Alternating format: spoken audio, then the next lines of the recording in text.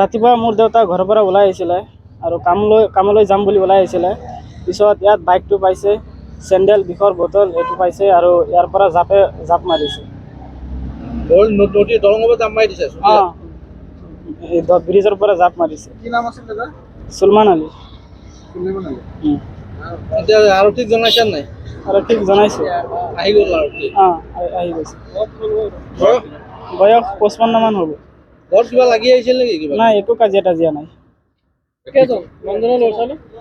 মানুহজনৰ ল'ৰা ছোৱালী 5টা ভাই ককাই আছে আৰু এটা ভণ্টি আছে। তুমি কি হয়? মই 2 নম্বৰ হয়। ল'ৰা তুমি? ঠিকনাটো কি? ঘৰ ক'ত? ঘৰ পানপুৰ হয়। কি কৰে? ঠিকাদাৰী কৰে, মিস্ত্ৰী কৰে, পকা মিস্ত্ৰী। মোৰ লগত